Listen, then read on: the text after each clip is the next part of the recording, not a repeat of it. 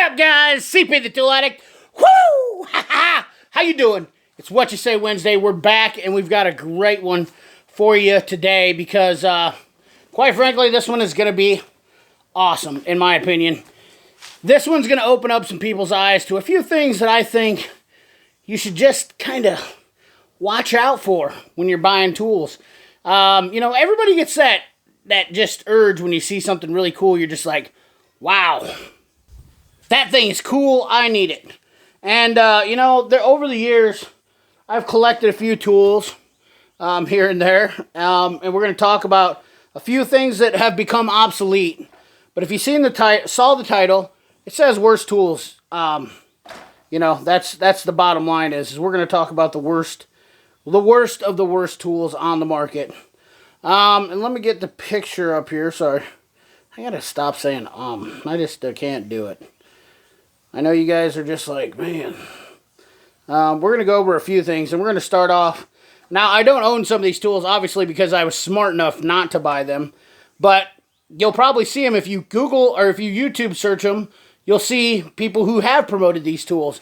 And nonetheless, I'm not one to be bashful about telling you things that are bad, you know, even if I've purchased them. And I've got a pile of them right here, and we'll kind of go over them. But we're going to talk about a few of the tools, and then we're going to go over what I got.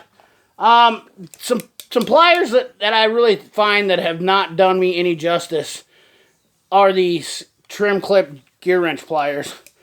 I just don't think these things work that well, in my opinion. I like the SK tool. These things are okay. I do use these every once in a while still for like pulling hoses and stuff like that off. So these aren't as bad. These things right here, I have found these Easy Reds, and these are PG5s, and I've got these. These are just not my go-to wire strippers. I have used them a couple times, but they're not as handy as I thought. They just don't. You don't have the leverage to strip like I thought they would. They are sharp. They work okay. They have their place. They're not the worst tools. But there's some that I could probably go without.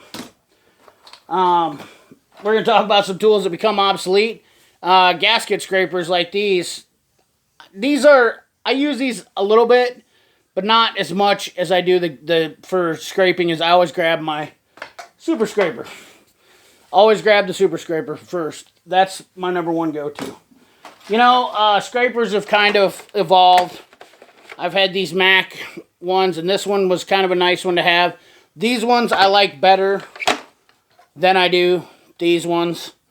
And these got the striking cap on them, but I have banged the cap off of these a couple times and had them warrantied out. But they're a little bit stiffer, and they have a better edge, wider blade.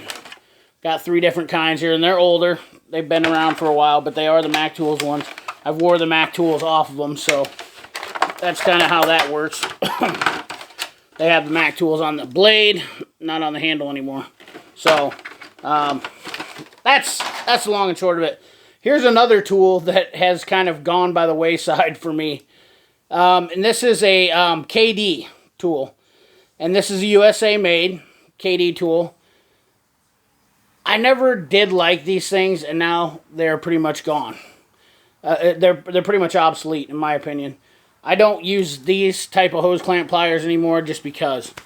So, there's that. Then we got the good old nut splitter. This tool can still be useful, but it's sometimes, I don't know, it just doesn't do what it's supposed to do. I mean, if you try to get it into a place and it's bulky and you're trying to get a nut broke loose, it's just too big.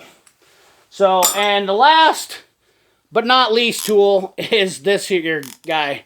One of my ratchet obsessions. This tool has been deemed one of the worst tools, but I'll be honest with you, sometimes it did come in handy.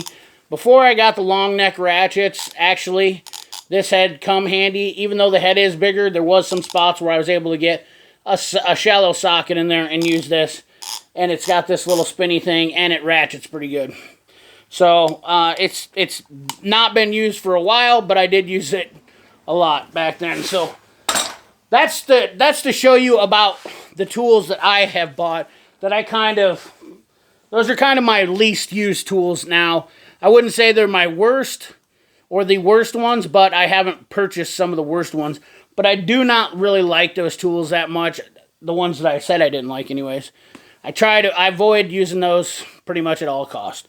And all of you guys have those. Now let's talk about some of the actually worst tools out there on the market. And the first one that comes to mind for me is the Matco Extractor rings. These things, let me see if I can get this thing. Yeah, the Matco Extractor rings. Cali Auto Tech, he reminded me of this when I posted up my Instagram. My Matco dealer actually tried to give me this set. They have a 1-year warranty. They're not even lifetime guaranteed. The part number is an HGEX12, or HGEXR12, excuse me. And these things are garbage. They break pretty much right away. They're super brittle. They only have a 1-year warranty on them. Waste of your money. That's my opinion. So try to avoid those. And I got a whole, and the reason why I don't have these tools is because I don't own them, because I wouldn't buy them. The next one we got was some of the Craftsman Mock Series tools, and that was these adjustable bite sockets. I don't have a part number on them, but these things were, I remember when they came out, they were absolutely horrendous. So that was definitely a tool you wanted to avoid. Another one that was a gimmicky tool that everybody tried to pawn off was the gator socket. The whole principle of it is that it surrounds the bolt and has these little springy things. In theory, it seems like a good idea, but in actuality, it is a huge pile of garbage. And then, of course, the spring clip pliers that I showed you. I really, really, really dislike these things. They don't work, in my opinion. I try to use them. Sometimes they work all right, but quite frankly, my SK adjustable tool works great.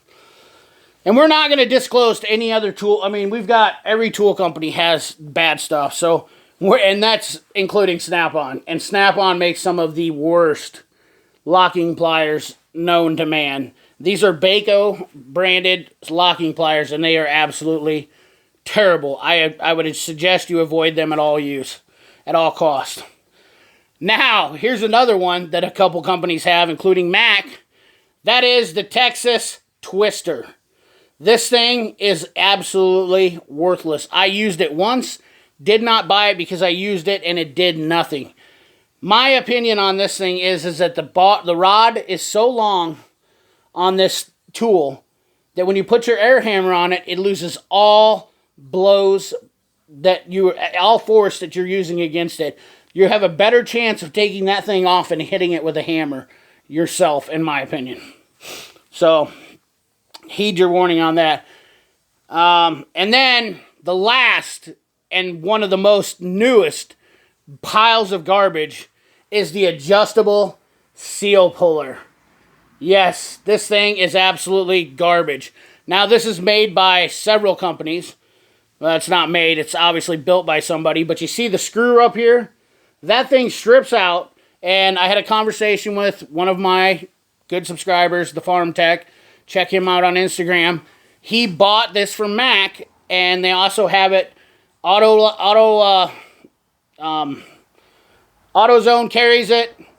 OTC carries it. Monster Tools carries it. So they're either green. OTC's is blue. Monsters is green.